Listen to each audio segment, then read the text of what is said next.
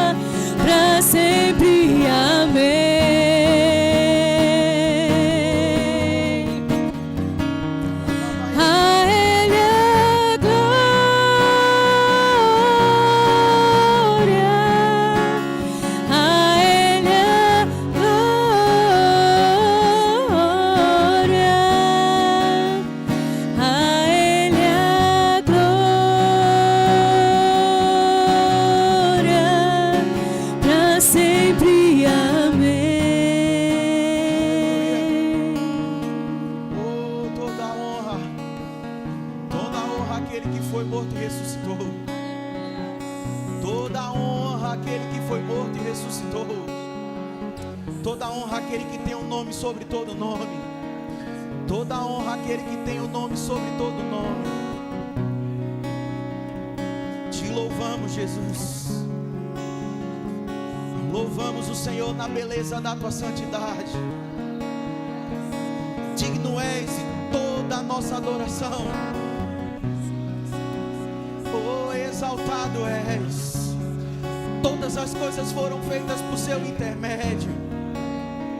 Oh, o Senhor sustenta todas as coisas pela sua palavra.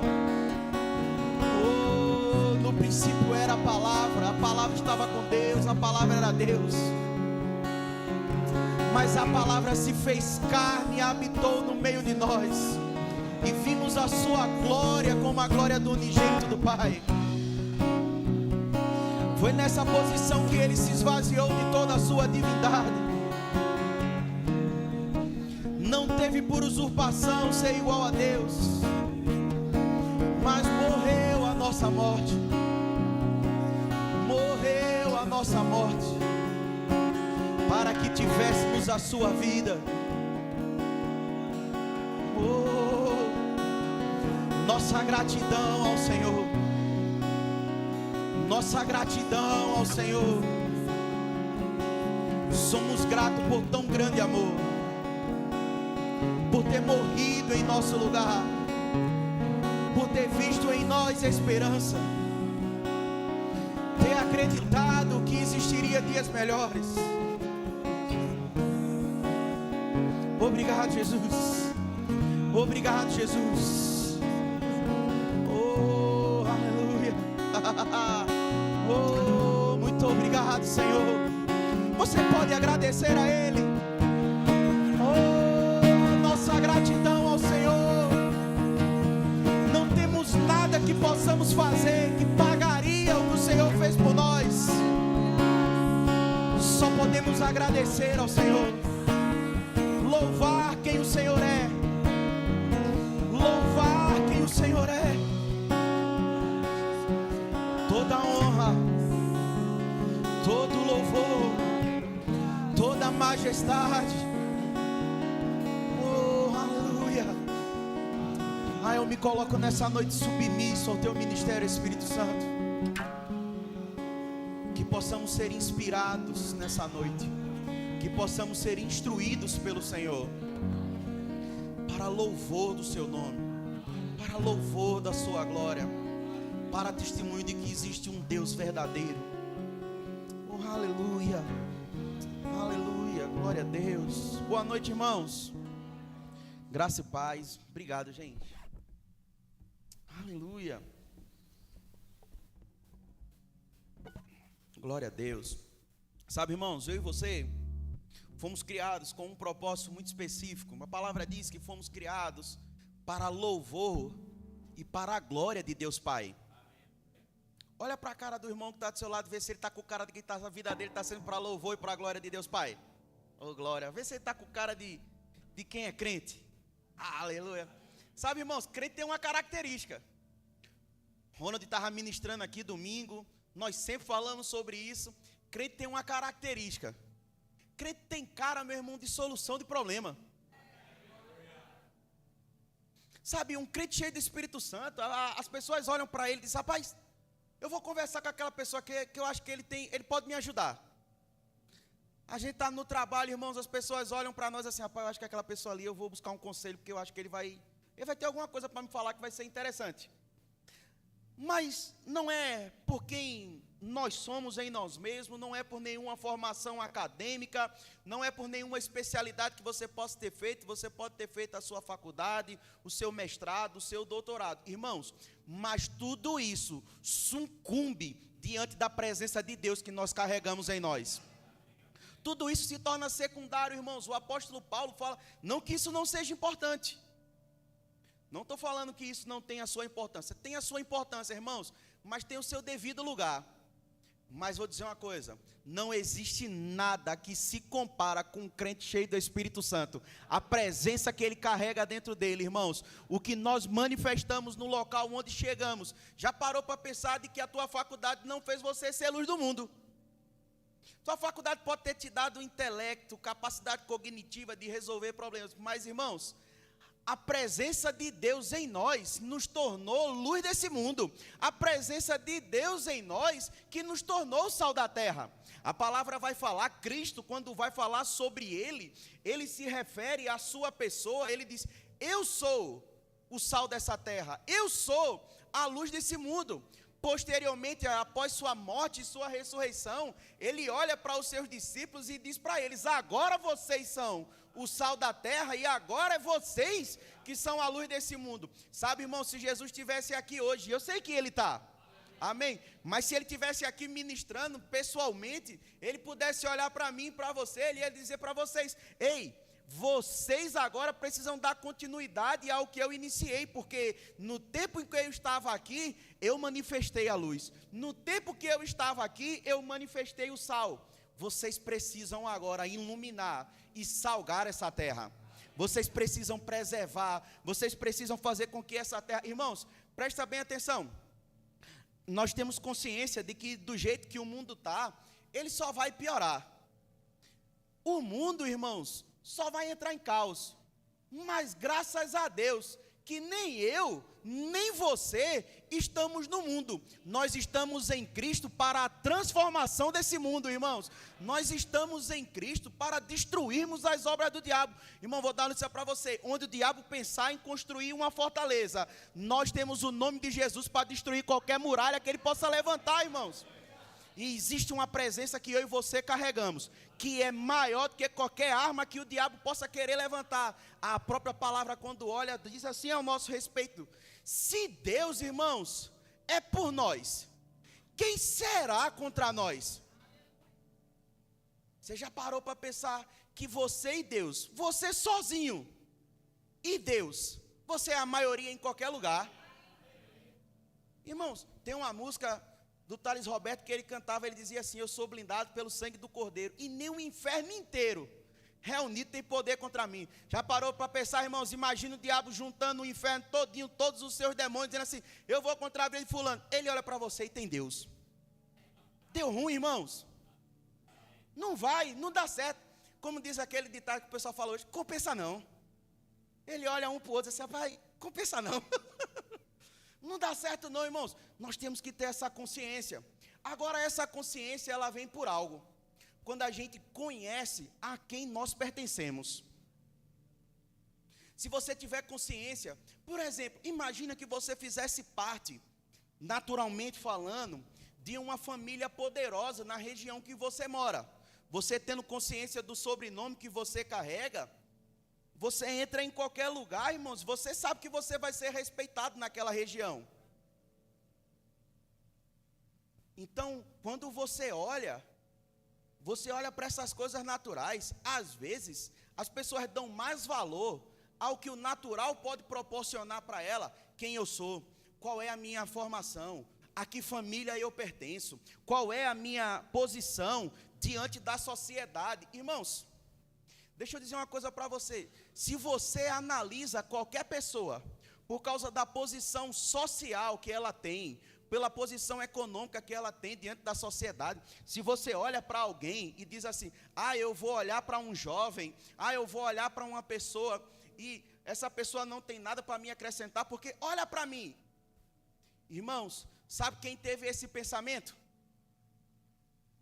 O povo de Jerusalém, o povo na verdade da Judéia, porque a Bíblia diz que quando Jesus Cristo chegou naquela região, o pessoal tratou Jesus como comum, olhou e disse, rapaz, não é esse daqui que, esse menino estava por aqui, era um menino aqui, correndo aqui, brincando por aqui, os irmãos dele ainda não moram por aqui? Esse não é o filho de José, filho de Maria? Já pensou alguém olhando para você, rapaz, quem é esse menino aí, rapaz? Você é filho de fulano, morava ali na esquina aqui, lá na Zona Norte.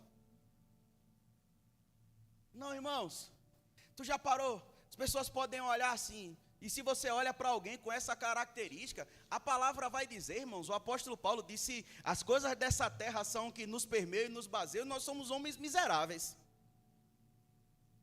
Mas deixa eu dizer uma coisa para você, Deus é especialista em pegar quem é comum e convencional, quem olha para as pessoas, alguém possa olhar para aquela pessoa e dizer, rapaz, isso aí não pode dar em nada. Deus pode pegar aquilo e fazer se tornar em algo extraordinário. Porque Deus pegou, tu já parou para pensar que não eram as pessoas que qualificavam Gideão, não.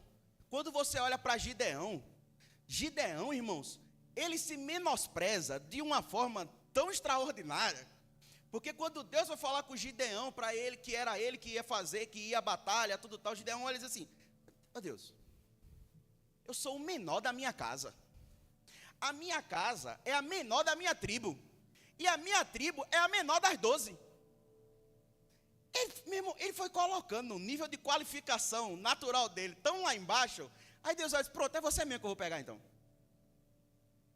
Aí você vai ver que Deus, toda hora, irmãos, pegou pessoas que eram comuns. Moisés olha e diz assim, Deus, logo eu. Tem meu irmão fala melhor do que eu. Quem lembra de Jeremias? Jeremias disse, Senhor, eu sou só um moço, sou só um menino. Aí Deus vira para Jeremias e diz, Jeremias, tu vai falar, porque eu vou colocar as minhas palavras na tua boca, e tu vai dizer exatamente como eu disser para você dizer. Então, irmãos, se prepara, porque a partir desse tempo, irmãos, eu creio que Deus vai começar a pegar pessoas nessa igreja que eram normais, que as pessoas podiam olhar e dizer assim, rapaz, fulano, Deus pode acelerar coisas na sua vida de uma forma tão sobrenatural, irmãos. Davi estava no meio das ovelhas, Davi não foi rejeitado por ele. Davi já se encaixava aí no outro padrão. As pessoas olharam, o próprio pai desqualificou Davi. Ele não sabia nem para que o que era. Ele não sabia que era um dos seus filhos que ia ser rei. Mas eles para sentar na mesa do profeta, com o profeta, Davi já não podia. Mas Davi tinha cheiro de gente. Tinha cheiro de ovelha. Sabe, irmãos, se você está pronto e você quer viver grandes coisas em Deus, se você tiver cheiro de gente, Deus vai levantar você. Deus não está procurando as pessoas preparadas e capacitadas naturalmente, porque Ele capacita aqueles que Ele escolheu, irmãos. Então você pode olhar e dizer assim, pastor, mas é que você não sabe o que é que eu já vivi na minha vida. Você não sabe o que foi que eu já passei. E você sabe o que foi que eu já passei? Então pronto, a gente está no 0 a 0 então. Nem você sabe o que eu passei, nem eu sei o que você passou. Então pronto, irmão, mas uma coisa eu sei o que Deus pode fazer. Amém? Glória a Deus. Mas nessa manhã, nessa noite, eu queria falar com vocês, irmãos, um pouco sobre o Cordeiro de Deus. Diga-se comigo, Cordeiro de Deus. Queria que você pudesse abrir comigo a sua Bíblia lá em Gênesis, capítulo 22.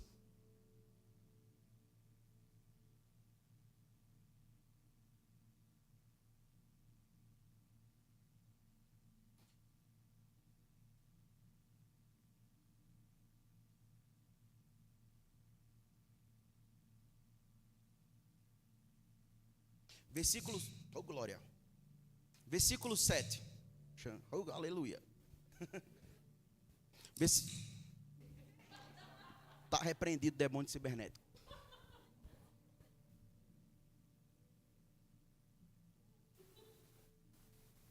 Oh, aleluia. Agora ficou até mais bonita a voz, você viu? Rapaz. Glória a Deus. Versículo 7 de Gênesis capítulo 22 diz assim, ó. Quando Isaque disse a Abraão, seu pai, meu pai, respondeu Abraão, eis-me aqui, meu filho. Perguntou-lhe Isaque, eis o fogo e a lenha, mas onde está o cordeiro para o holocausto? Respondeu Abraão, Deus proverá para si, meu filho, o cordeiro para o holocausto. E seguiram ambos juntos. Sabe, essa passagem aqui, resumindo o assunto, é um momento onde Deus vira para Abraão e fala para ele que era necessário ele subir ao monte e sacrificar o seu filho Isaque. Ele ia levar Isaque para o sacrifício. E naquele momento, eu fico imaginando Isaque olhando a cena, irmãos. Toda vez que eu leio essa passagem, eu fico pensando, Isaque não era nenhum menino qualquer. Ele não era uma criança, irmãos, ele já era um jovem moço. Essa expressão moço, utilizada nas escrituras, ela se refere a um jovem, isso era utilizado no povo de Israel, no povo hebreu, uma expressão utilizada para um jovem de 15 a 18 anos. E se você lembrar, quando Deus foi fazer a promessa para Abraão, quantos anos ele tinha? Ele já tinha 100 anos, irmãos.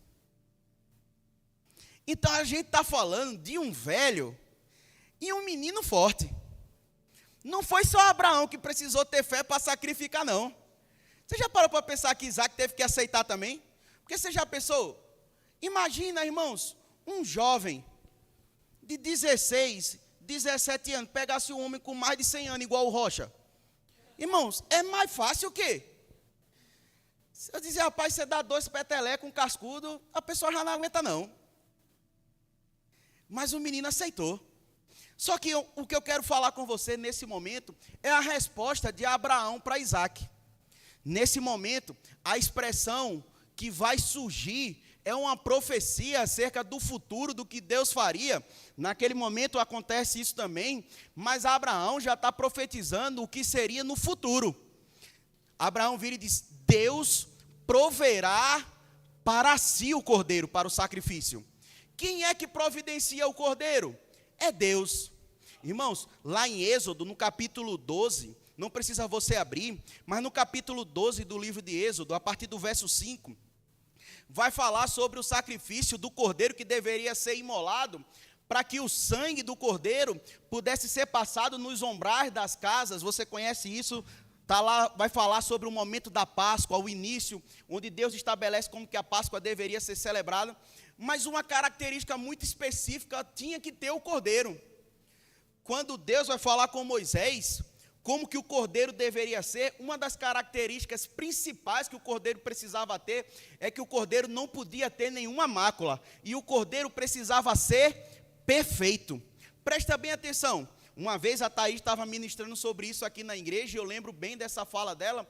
O sacerdote, quando foi preparar, na época ainda não tinha sido instituído o sacerdócio, né, mas depois vai ser instituído, mas quando o cordeiro ia ser separado, quem era analisado não era quem ia separar o cordeiro, era quem era o cordeiro. O cordeiro é que era analisado, o cordeiro é que precisava ser perfeito, o cordeiro é que não podia ter mancha nenhuma, o cordeiro é que não podia ser maculado. O que isso significa? Que Deus estabelece um padrão para o sacrifício. Deus estabelece um padrão para como deveria ser o cordeiro. O cordeiro antes anunciado por Abraão, de que Deus providenciaria para si. Posteriormente, Deus vai estabelecer o sistema sacrificial de como ele deve ser. Se você ler lá no livro de Levítico, irmãos, todo o livro de Levítico, Deus vai estabelecendo como que deveria. Desde o capítulo 1 até o capítulo 9, Deus vai estabelecendo como que deve ser o sistema sacrificial. E a principal característica de todos os sacrifícios é de que o novilho preparado, ele deveria ser perfeito. Presta bem atenção, Deus nunca aceitou nada imperfeito. Deus nunca trabalhou com nada que fosse feito de qualquer jeito. Deus nunca trabalhou com nada que fosse feito sem a excelência. O cordeiro que precisava ser imolado, irmãos, precisava ser analisado. Não era pegar qualquer um. Tinha característica, tinha um padrão estabelecido. O cordeiro não era de qualquer jeito. Aí me chama a atenção, porque a gente vai chegar, irmãos, no livro de João. E aí eu quero que você abra comigo o livro de João, capítulo 1, verso 29.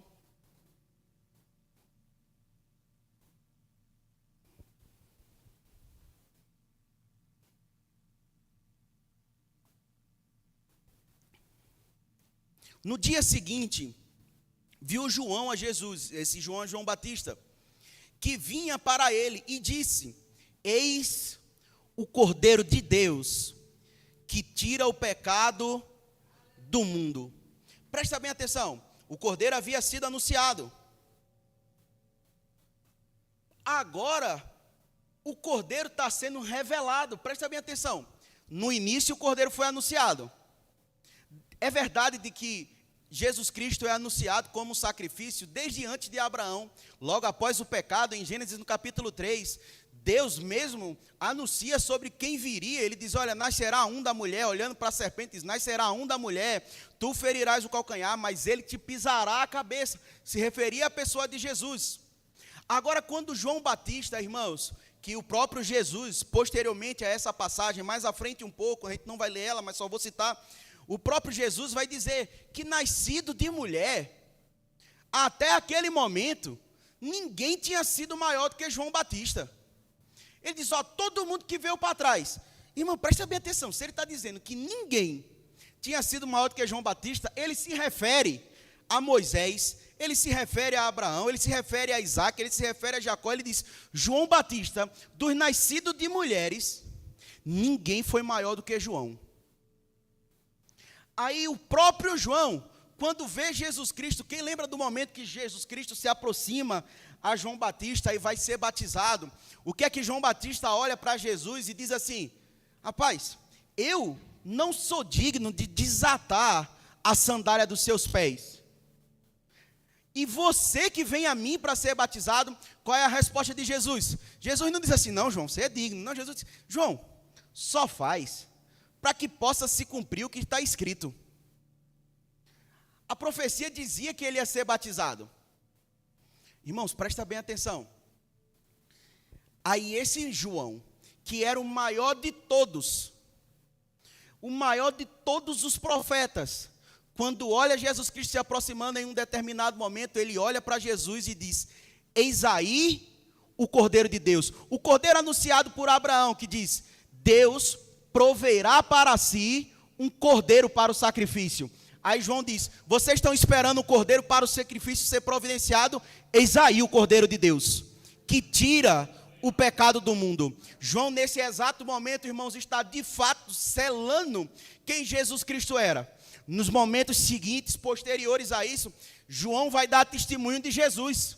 E João dando testemunho de Jesus, João diz assim: eu vi o céu se abrir, eu vi o Espírito do Senhor descer sobre ele, e eu estava lá e eu ouvi a voz que dizia: esse é o meu filho amado, a qual tenho prazer.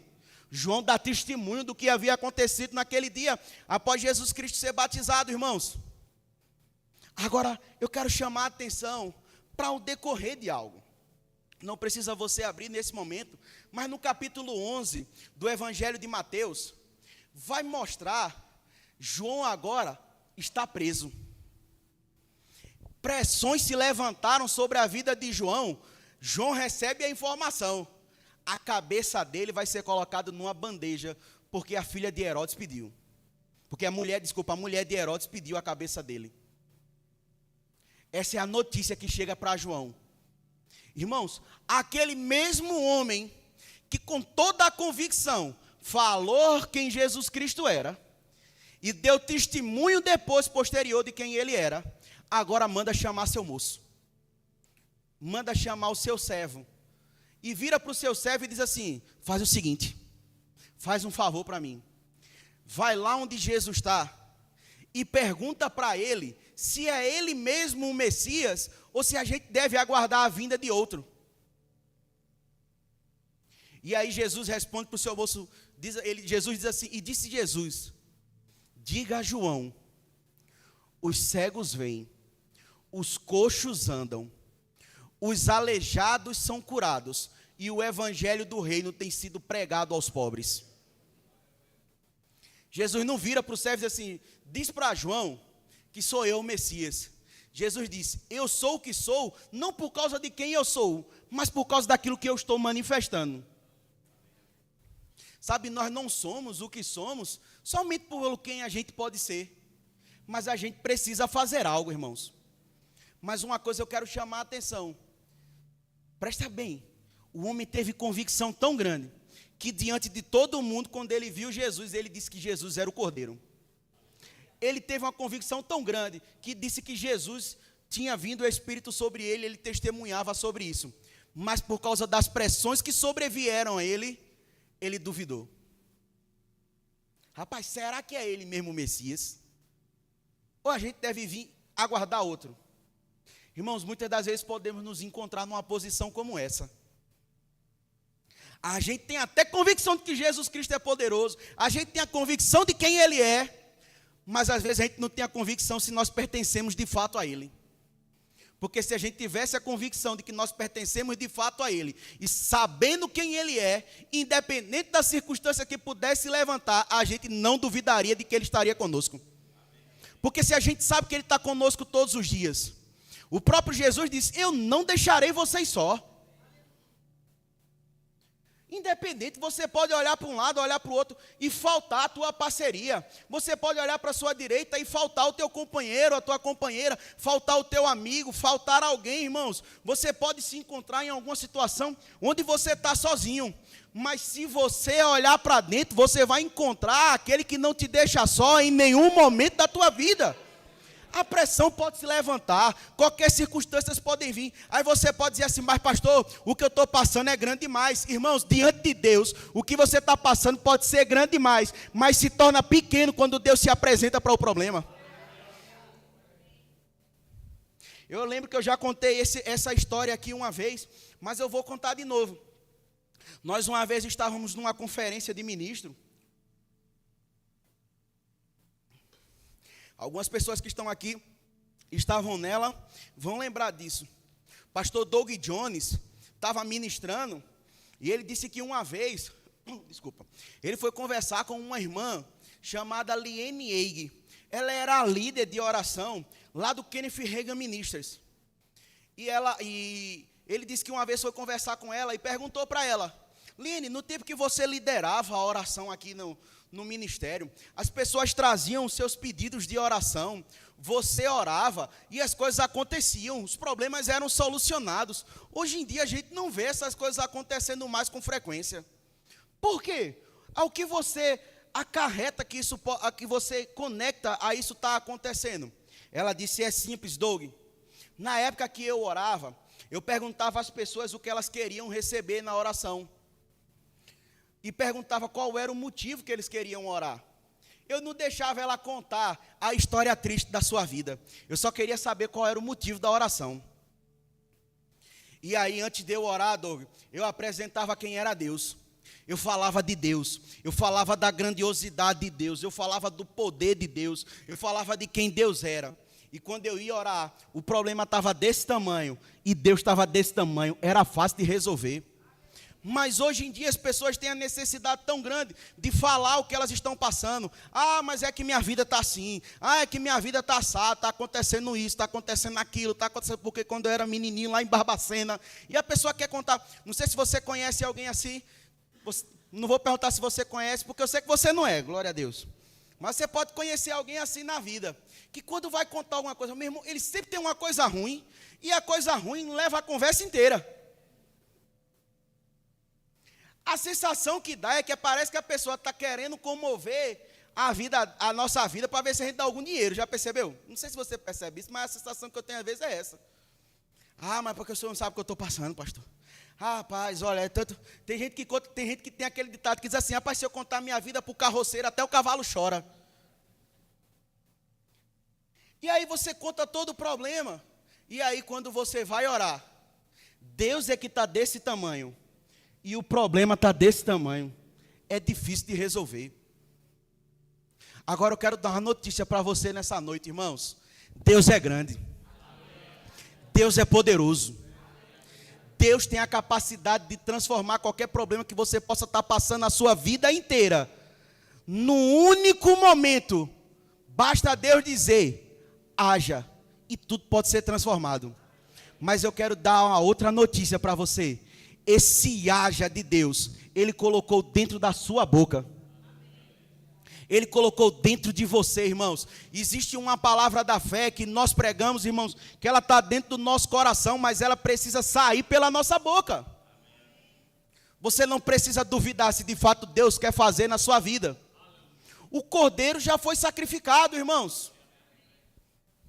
Isaías 53, a partir do versículo 7, diz que como ovelha muda, ele foi levado para o matadouro, para a mão dos seus tosqueadores. Ele morreu a nossa morte para pagar o preço dos nossos pecados.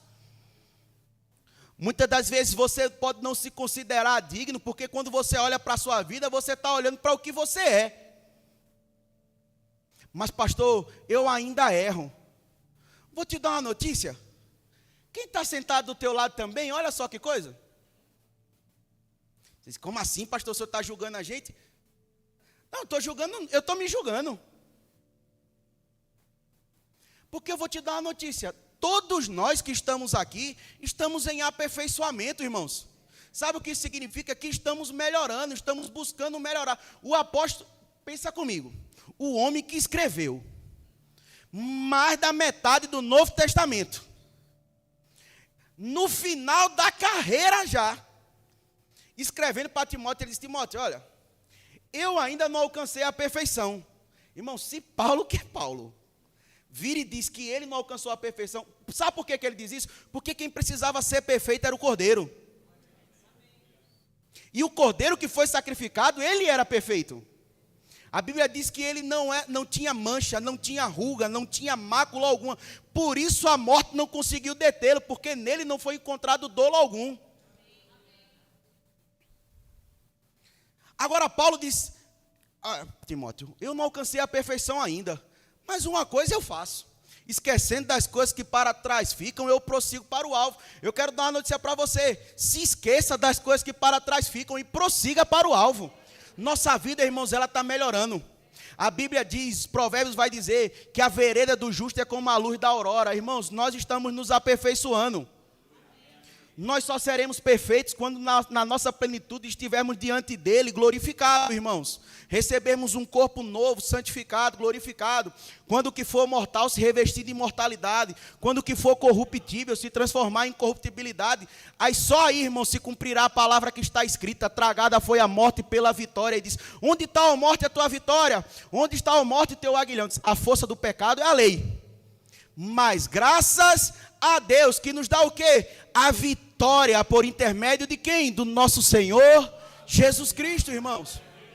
Em Cristo nós estamos melhorando, em Cristo nós estamos avançando. Por causa dele que é perfeito, nós nos espelhamos em Cristo, nós nos olhamos para ele, voltamos o nosso olhar para Cristo, e aí nós vamos nos aperfeiçoando, e aí nós vamos melhorando.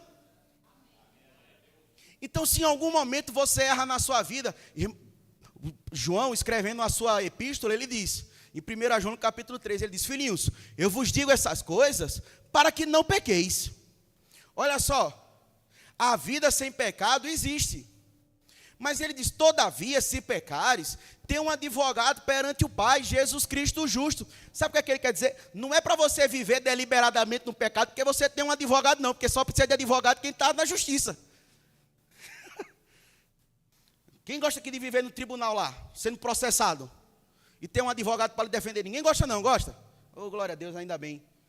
Então, você não precisa do advogado não, irmãos.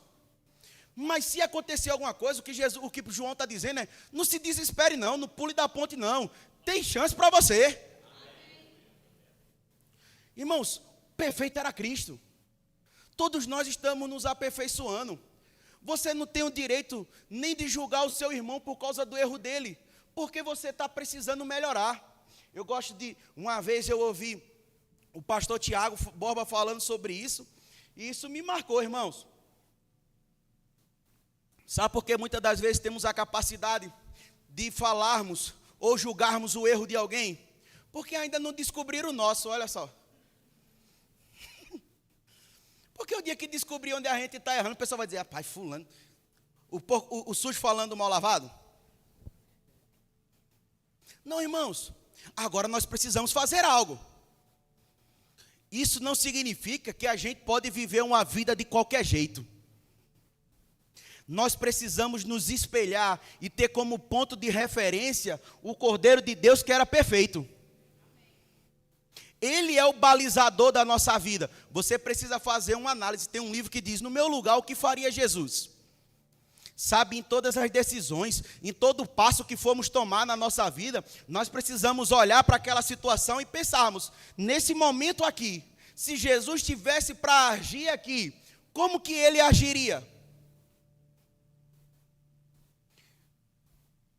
Muitas das vezes, irmãos, eu sei que a vontade que dá em nós é da gente fazer igual quando Jesus entrou no templo, né? Pegar as mesas, virar tudo, jogar para cima e chamar o povo de raça de víbora. Você nunca teve essa vontade não, né? Vou ficar para mim só. A gente nunca tem vontade, irmão, de resolver nada. Eu estava conversando com o Renato uma vez, eu vi um vídeo esses dias, o cara falando, disse, rapaz, Davi resolveu na pedrada, Jacó saiu na mão, e logo na vez da gente disseram que tem que amar. É verdade, irmãos? Mas olha só, eles tiveram direito a fazer isso. Mas nenhum deles tinha o Espírito da presença de Deus carregando dentro deles. Nenhum deles era alimentado pelo amor de Deus. Isso não significa que a gente não se ira. Porque a palavra diz que a ira pode se levantar. Mas a Bíblia diz que a gente não deve dar ocasião à carne. Porque podemos irar, mas não temos o direito de pecar. Porque aquele, irmãos, que não teve pecado algum, morreu por nós. Aquele que não foi encontrado dolo algum, o cordeiro que era perfeito, ele decidiu se pendurar no nosso lugar. Mas pastor, e quando eu tiver com raiva de alguém, o que é que eu faço? Engole a raiva. Sabe, minha mãe dizia assim, Tarcísio, vontade dá e passa. Ore em línguas, relaxa. Mas pastor, e se eu chorar? Chore. Mas irmãos, quando você tiver a oportunidade de amar aquela pessoa, demonstre. Porque aquele que tinha a capacidade de nos julgar, nos matando, nos julgou morrendo por nós. Eu vou repetir isso para você. O único que tinha capacidade de nos julgar, nos matando, nos julgou morrendo por nós.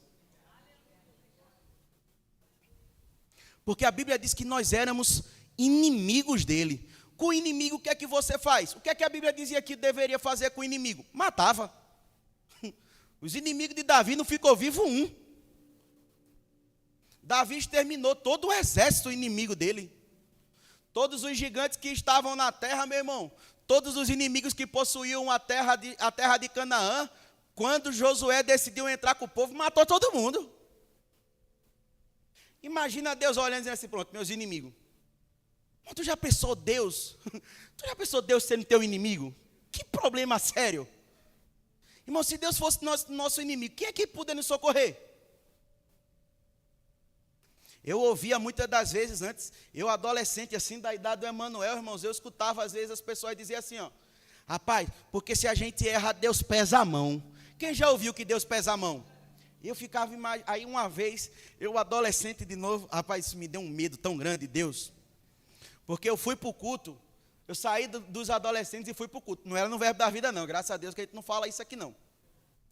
Eu fui para o culto, e aí o pastor estava ministrando, o pastor disse assim, ó, Deus tem a mão tão grande que a Bíblia diz que ele sustenta o universo inteiro na palma da mão. Diga, agora estou lenhado. A mão desse tamanho pesar em cima de mim, diz, não, está enrolado demais. Não tem quem resolva não minha vida não, vai fazer como para segurar. Aí eu lembrei, deu novo, querendo pegar aquelas formigas que dá no açúcar, aquela pequenininha. Já tentou pegar? Você não pega, você mata. Toda vez que você tenta pegar, esmagou. Imagina Deus dizendo, peraí, ih, já foi. Deus olhando, dizendo assim, rapaz, vou pesar só e perdeu o controle, já era. Irmão, se Deus acordar com raiva só um pouco no dia, está todo mundo enrolado. A Bíblia diz que ele criou o universo inteiro com sua palavra. Tu já imaginou Deus dizendo assim, rapaz, eu criei. Agora eu estou com raiva, só me fizeram raiva. Desapareça todo mundo. Pá, que ia fazer como? Tu ia correr? É feito uma vez, eu dando a matéria Aliança de Sangue, uma pessoa veio me questionar e falou comigo assim: mas pastor, o sumo sacerdote, ele tinha uma corda amarrada na sua cintura. E quando ele adentrava o Santo dos Santos, para poder apresentar o cordeiro que tinha sido imolado para o sacrifício, e aspergir o sangue. Aí eu disse: tá, e a corda era para quê? Ele disse: não, porque se o sacrifício não fosse aceito, ele ia morrer, e era para a gente, para o pessoal, a gente não, né? Para o pessoal lá puxar ele pela corda. Eu digo: meu amigo, para prestar atenção. Se o sacrifício não fosse aceito, ele estava indo apresentar o sacrifício pelo povo. Se o sacrifício não fosse aceito, Deus matasse o sacerdote, estava enrolar todo mundo para trás, precisava de corda para puxar não, ia morrer todo mundo. Tu já parou para pensar, se o sacrifício não tivesse sido aceito, onde que a gente estava hoje, irmãos? É por isso que o cordeiro que foi preparado, a Bíblia diz que Deus é quem providenciou para si, porque o cordeiro precisava ser perfeito.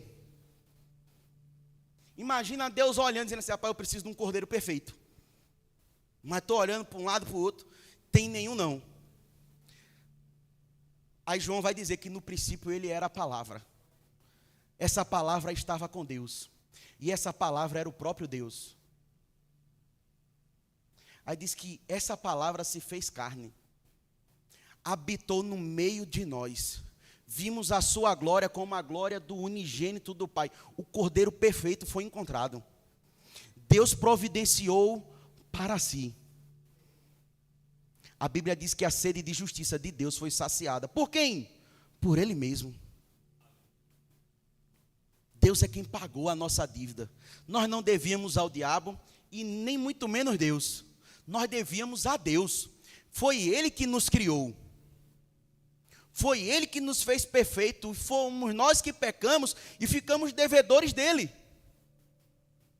Mas a Bíblia diz que esse escrito de dívida, que era contra mim e contra você, quando o cordeiro que Deus preparou para si foi encontrado em um madeiro, irmãos, esse escrito de dívida contra nós foi cravado naquela cruz. Para que hoje eu e você pudéssemos nos achegar confiadamente, irmãos, diante do trono da graça. Hoje você pode estar diante de Deus sem medo, sem culpa, sem nenhuma condenação.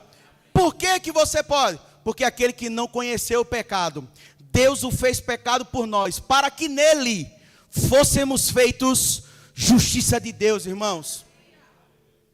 O apóstolo Paulo vai falar e vai dizer: agora pois, já nenhuma condenação há mais. Para quem, irmãos? Para mim, para você. Por quê? Porque nós estamos em Cristo Jesus. Hoje você pode chegar diante de Deus, irmão, sem medo, sem culpa. E para que a gente possa caminhar para o final, no livro de Apocalipse, no capítulo 5, o cordeiro surge de novo agora em uma outra posição. No primeiro momento, Abraão anuncia que Deus providenciaria o cordeiro para Deus como sacrifício. Depois João olha e diz: eis aí o cordeiro. Agora o apóstolo João, no livro de Apocalipse, ele tem uma visão. Chega no capítulo 5, é dito por um anjo. Na verdade, um anjo faz uma pergunta. Ele diz: quem é digno de abrir o livro e desatar os seus selos? João tinha tido uma visão, ele viu um livro escrito por dentro e por fora, e nele selado com 7 selos. E aí se vem uma resposta. A resposta diz o seguinte: ninguém, não foi achado ninguém digno de abrir o livro e desatar os selos. João começa a chorar. Aí o anjo chega para João, coloca a mão sobre os seus ombros e pergunta para ele: por que choras? Aí João responde para o anjo dizendo: porque ninguém pode pegar o livro que está na mão de Deus. Ninguém pode abrir os seus selos. Aí o anjo vira e diz: acalma teu coração, rapaz. Tem uma pessoa. Quem? Ele diz: a raiz de Davi, o leão da tribo de Judá, aquele que foi morto e ressuscitou. Ele é o único digno de abrir o livro. Aí a Bíblia diz que João ergue os seus olhos e ele vê 24 anciões. E do outro lado ele vê 4 seres viventes. E ao meio diz que ele vê um trono. E no trono sentado um cordeiro como tendo sido morto e ressurreto. Aí diz, aquele cordeiro, ele é digno de abrir o livro. A Bíblia diz que Jesus se levanta, toma o livro da mão de Deus. E ele é o único digno. A ele foi dado toda a autoridade. João diz assim, ó, ele tem o domínio sobre todas as nações da terra. Deixa eu dar ele foi o cordeiro anunciado. Ele foi o cordeiro apresentado. Mas hoje, irmãos, ele é o cordeiro sentado no trono ressurreto. O cordeiro que morreu pelo meu e pelo seu pecado, ressuscitou, porque, irmãos, se ele não tivesse ressuscitado, o que eu e você fazemos hoje aqui era vão. O apóstolo Paulo vai dizer em 1 Coríntios, se Cristo não ressuscitou, vã é nossa fé, vã é a pregação do evangelho. Agora, se Cristo está ressurreto, nós temos uma expectativa, Paulo diz, uma bendita esperança, porque com ele nós morremos, e com ele também nós ressuscitaremos naquele dia. Aí ele chega ao capítulo 15, o versículo 50, ele chega e diz assim, ó, um mistério eu vos digo, não dormiremos todos, mas seremos transformados. Ele diz, num abrir e fechar dos olhos, ao ressoar da última trombeta, ele diz, a trombeta soará, os mortos ressuscitarão incorruptíveis, e nós os vivos seremos transformados, porque é necessário que o que é corruptível se revista de incorruptibilidade, que o que é mortal se revista de imortalidade, porque quando o que for corruptível se revestir de incorruptibilidade, e o que for mortal se revestir de imortalidade, ele diz, então se cumprirá a palavra que está escrita, irmãos. Ele diz, tragado foi a morte pela vitória. Aí ele encerra o capítulo dizendo algo maravilhoso, irmãos. Ele diz, olha, porém, até que esse dia aconteça, no serviço ao Senhor, sejamos inabaláveis. Sabe, irmãos, o cordeiro se sacrificou. Hoje eu e você não precisamos fazer ofertas de sacrifício ao Senhor, mas precisamos sacrificar a nossa vida.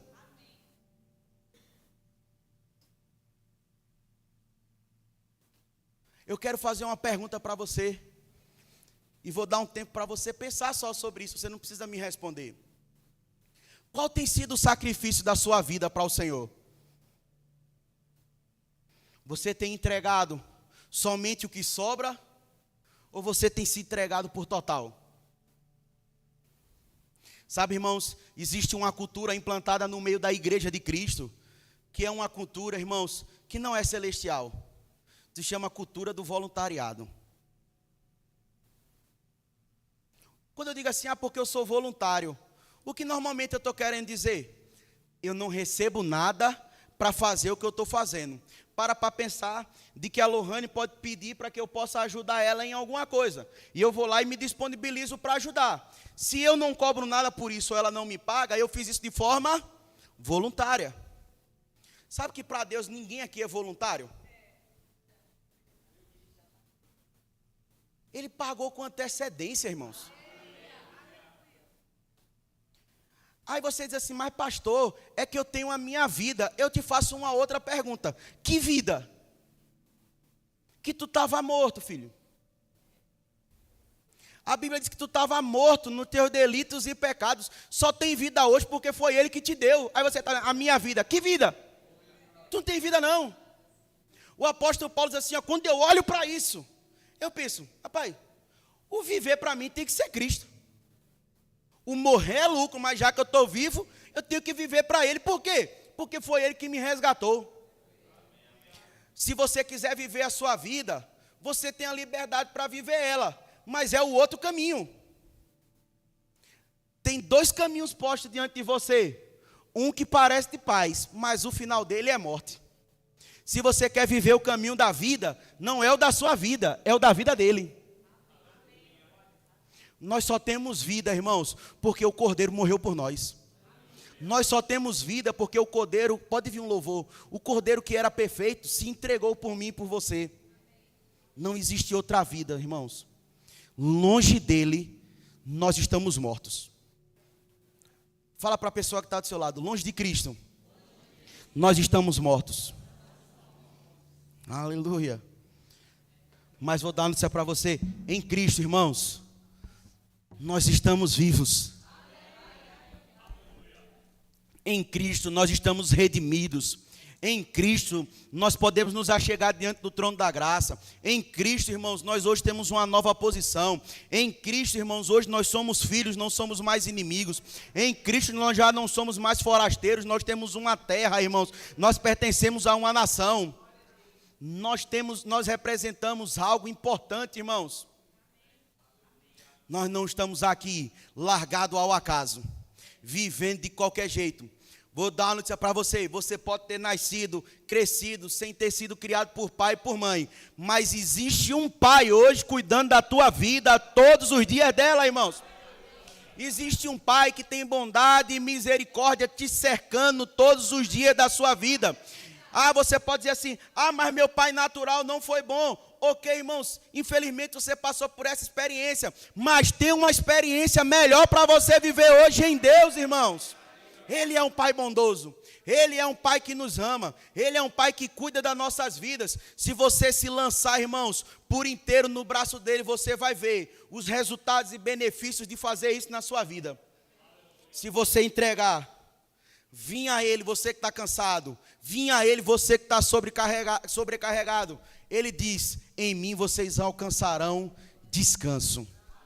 Se você está carregando um peso, irmãos, que para você está sendo difícil carregar. Se para você está carregando um peso que está sendo uma sobrecarga sobre sua vida, nessa noite lança ele sobre o Senhor. Porque ele mesmo diz para você que o fardo dele sobre sua vida, que ele pode lançar, é suave e é leve. Amém. Feche os teus olhos, fica de pé, quero só orar com você para a gente encerrar.